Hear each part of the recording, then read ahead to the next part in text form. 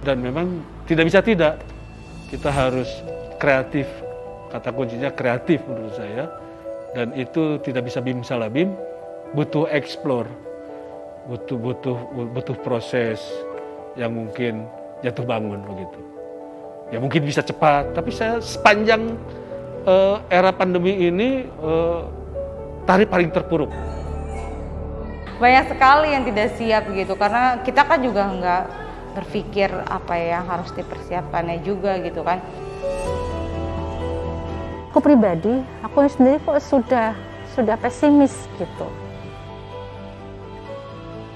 Antara katakanlah iya Google modulnya ada, Google Meet sudah ada, karena itu kan satu tarian itu nanti dipotong-potong sama beliau, potong-potong per modul yang nanti hanya diberikan kepada penari yang bayar.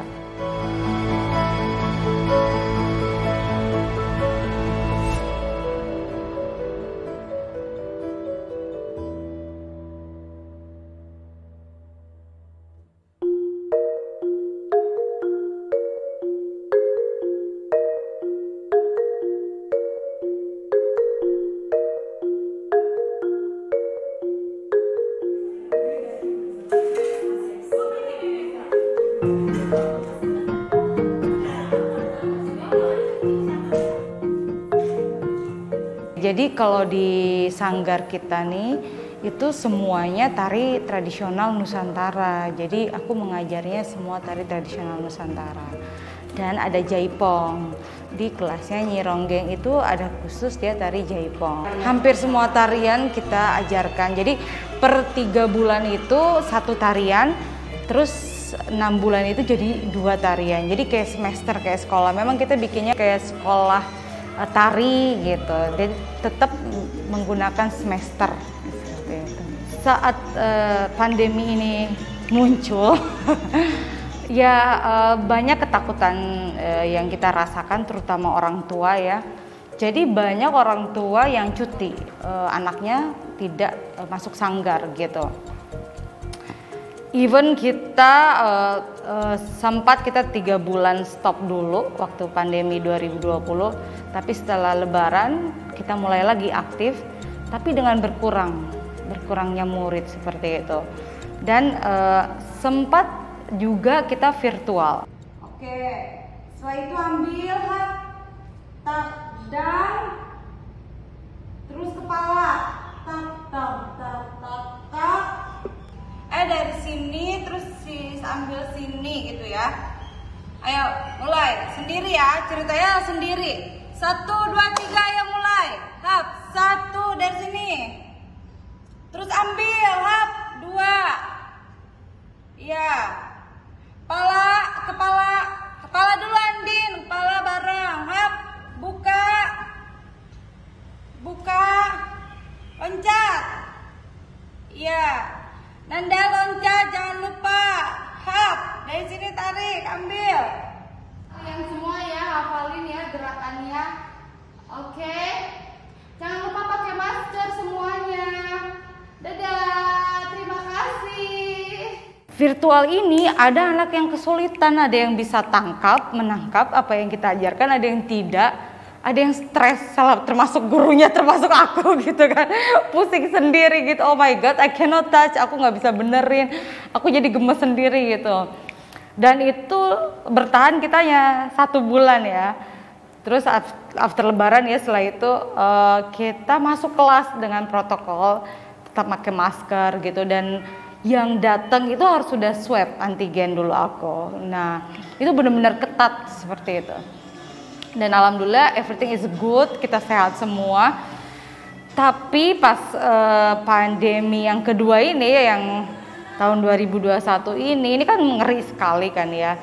Kita berhenti dulu, kita stop selama 2 bulan ini ya. Dan kita mau mulai lagi.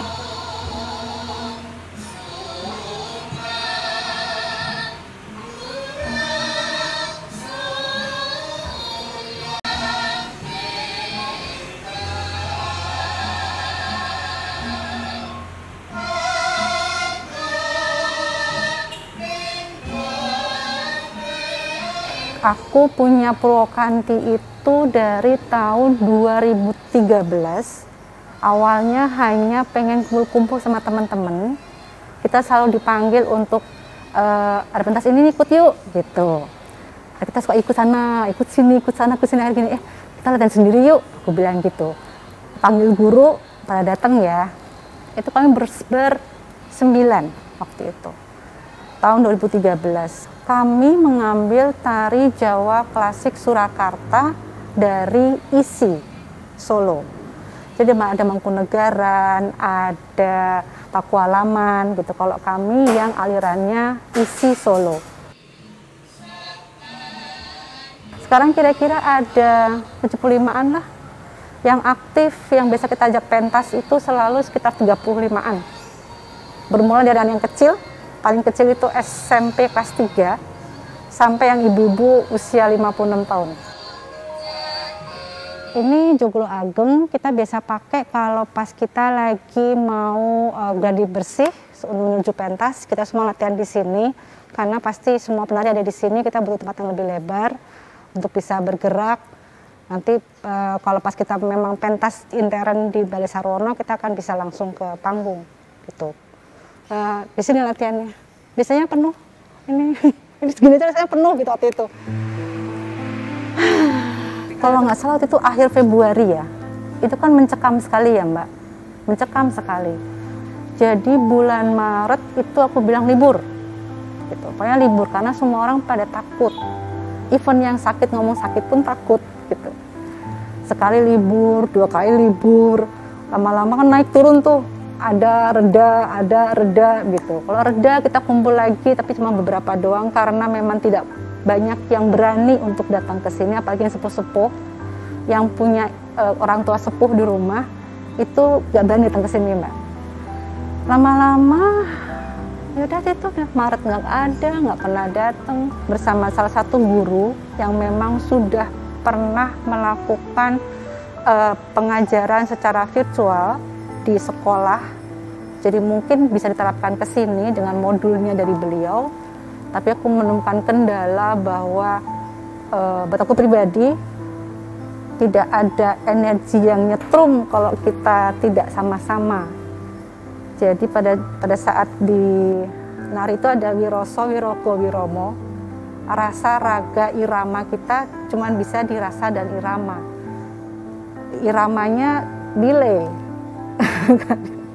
Raganya nggak nyambung. Raganya cuman nggak ada yang bisa benerin kalau kita salah. Rasanya nggak nyambung satu sama lain. Ini aku terlalu idealis mungkin ya. Jadi makanya aku selalu stuck, nggak pernah bisa ngapa-ngapain.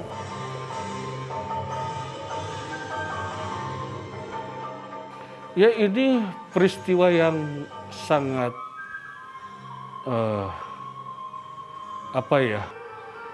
sangat mencengangkan, sangat membuat kita terkaget-kaget. Tiba-tiba saja seperti ini, kita tidak bisa bergerak, kita tidak bisa menyapa penonton, kita tidak bisa merespon peristiwa-peristiwa aktual di masyarakat. Tiba-tiba kita harus berdialog dengan medium yang kita asing, yang tadinya biasa face to face, ada penonton, itu menjadi sebuah energi bagi penari. Tiba-tiba harus berhadapan dengan virtual. Saya kira hampir seluruh penata tari, koreografer di Indonesia gagap. Karena ada logika tersendiri di kamera seperti itu. Ada logika estetik tersendiri. Jadi seniman tari harus lengkap pengetahuannya sekarang. Saya kira butuh waktu. Ya secara pemanggungan bisa-bisa saja, secara pemanggungan. Tetapi kembali bahwa ada yang disebut inner dynamic, rasa di dalam, bagaimana mengolah rasa, menghadirkan emosi, itu yang tidak bisa diungkapkan oleh hal yang sifatnya wadah. Dia butuh stimulus. Sebagai sebuah pembelajaran bisa saja, bisa ada yang berhasil dengan media daring. Hanya untuk tari-tari tertentu. Untuk tari-tari tertentu bisa. Tetapi seni itu memproduksi rasa, memproduksi ekspresi. Nah, rasa dan ekspresi pada tari adalah gerak begitu kan. Nah, ini yang barangkali saya secara pribadi belum menemukan efektivitasnya. Bagaimana metode ekspresi itu kan bukan sekedar ekspresi muka, tapi ada yang seperti ekspresi gerak. Saya begini, namanya ngesari begitu. Ini nggak bisa kalau saya sampaikan lewat virtual, itu belum berhasil.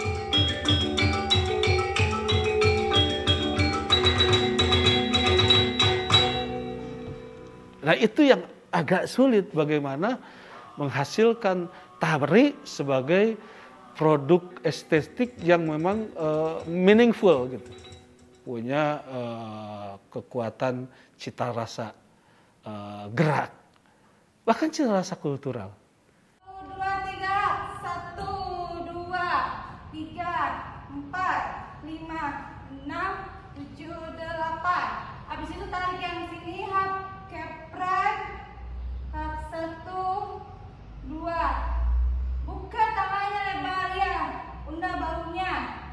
Jadi kesulitan daring online ini adalah ketika kita udah menjelaskan tuh anaknya capek sendiri dan dia gak mau melanjutkan. Kita kan aduh, sedangkan kan aku mentargetkan pelatih harus dalam 3 bulan ini harus selesai satu materi kayak gitu. Jadi ya teriak aja ya gitu, kita mau benerin nggak bisa, itu salah kaki kanan kayak gitu kan.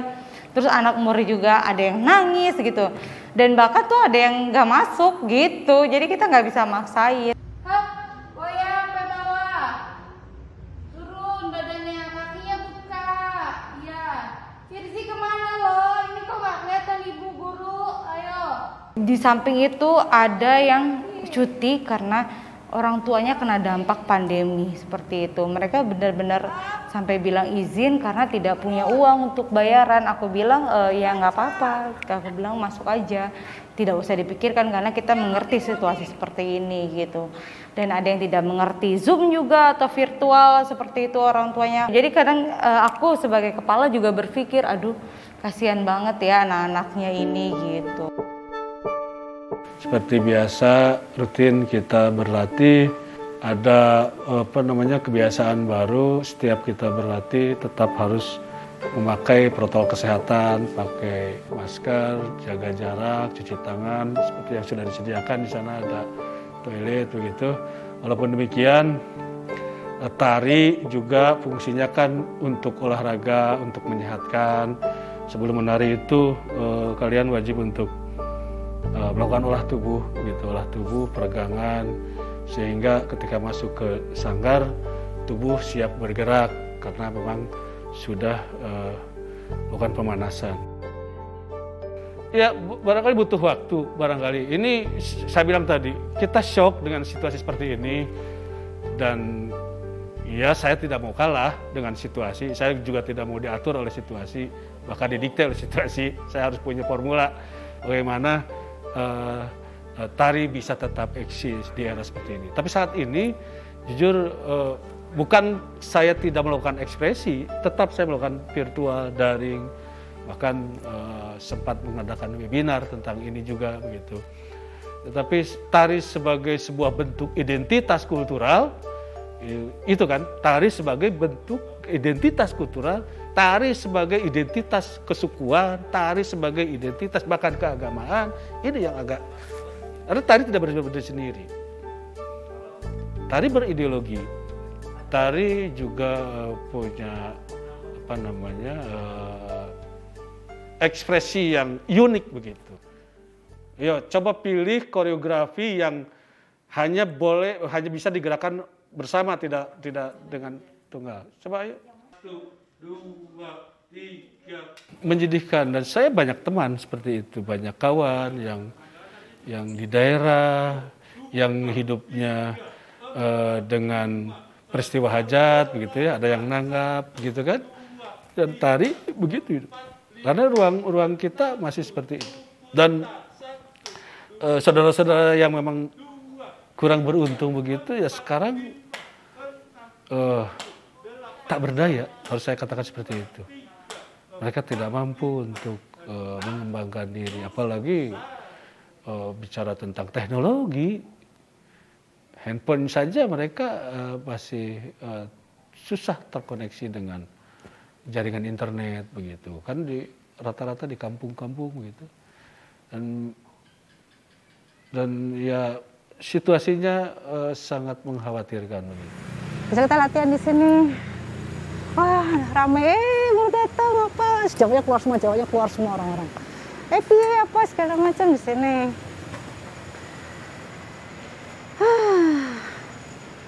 Saya kumpul-kumpul di sini, melingkar di situ, Bu Guru ada di sini, benar ada di sini.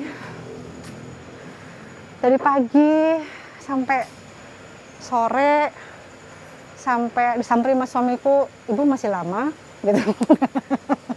Karena aku senang kumpul sama teman-temanku di sini dari pagi sampai sore, yang senior pun datang dari pagi supaya pengen ikut yang awal. Gitu. Saya di sini Mbak 40-an datang dan pergi. Mungkin aku terlalu idealis. Aku terlalu idealis. Mungkin aku lebih senang kumpul-kumpulnya sama teman-temanku. Lebih senang ketemu, ada interaksi, pertukaran energi di antara kita. Melepaskan penat di rumah, di kantor, untuk ketemu, recharge lagi, itu kita nggak dapet. Lalu goalnya dari Google Meet modul segala macam menjadi bagus, nggak, gue nggak mau bagus-bagus, gue cuma pengen nari doang, olahraga, gerak badan, berdiri, apa segala macam gitu. Aku pribadi, mungkin teman-temanku beda ya, tapi kalau aku begitu.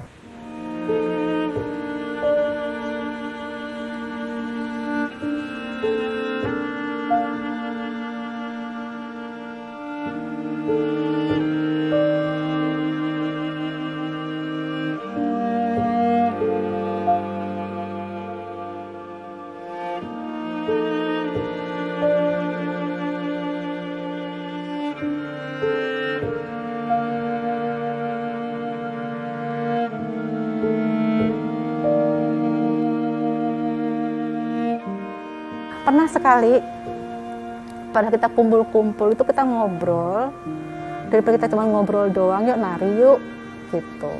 Udah ada guru datang nih satu nih, dan kita rapat sambil nari. Kita waktu itu nggak salah bersepuluh latihan di sana, sambil latihan sambil gini, pokoknya semeter ya, oke. Gue ngap, gue pakai masker, gue boleh cepet nggak gitu. Akhirnya kita nggak pakai, kita cepet, kita nari. Nggak prokesnya, aku bilang orang-orang. Terus takut juga kalau pas kita lagi kumpul-kumpul ada yang datang atau PP periksa dan segala macam. Terus udah nggak usah lagi deh ya, gitu gimana lagi, terus tiba-tiba angka COVID-nya naik. Tentu ada sanggar yang memang tidak bisa hidup karena memang ya mungkin pilihan dia ya, lagi-lagi pilihan dia tidak mau ya saya kurang paham, tapi saya yakin itu karena pilihan dia, sehingga dalam tanda petik kesenimanannya terhenti, ya, ekspresinya terhenti, atau bentuk kemarahan mungkin barangkali bisa aja seperti itu, karena banyak kawan-kawan yang idealismenya juga tinggi. Ada kawan saya yang memang tidak mau virtual, ada itu, biar sajalah ini semacam sedang di defrag katanya, istirahat saja dulu, begitu katanya. Putar, terus ya loncat, habis itu sini ya, habis itu sini, tap ya, dua dulu ya. Aku masih terus bertahan sampai kapanpun pandemi ini, karena kita tidak boleh kalah. Yang kalah itu hanya pikiran kita dan malas saja sebenarnya sih. Jadi aku akan terus lakukan, mau itu ada online atau kita benar virtual atau bikin video, kita lakukan gitu. Kita akan misalnya disuruh 50% masuk sanggar, hanya 20% nggak masalah. Mungkin kita bagi gitu perharinya berapa murid gitu. Kita akan terus menari. tujuanku kan untuk melestarikan ya. Jadi aku berhenti sama 2 tahun ini. Sedih. Ternyata memang aku jadi tidak melestarikan selama 2 tahun ini. Tapi mungkin ada struggling di dalam diriku sendiri untuk bisa menghilangkan sedikit rasa takutku untuk bisa lebih bereksplor dan menerima challenge. Sakit kakiku.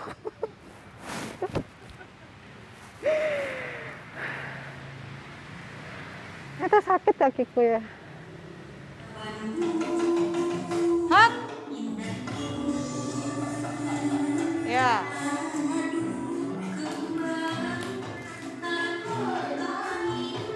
Sini, hap, putar. Taruh, tap. Kepret, tarik. Putar. Balas. Dari bawah. Hap. Belakang.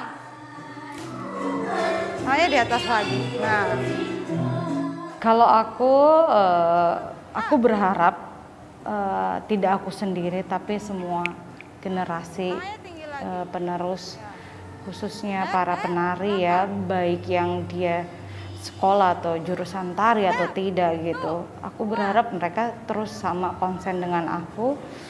Dia menginfluencer atau meracuni semua anak-anak, tapi beracuni dengan yang baik, mengajari, melestarikan, memelihara, terus berkreativitas, berkarya, dan memberikan yang terbaik untuk kita, terutama bangsa dan penerus untuk tari tradisional Indonesia ini gitu.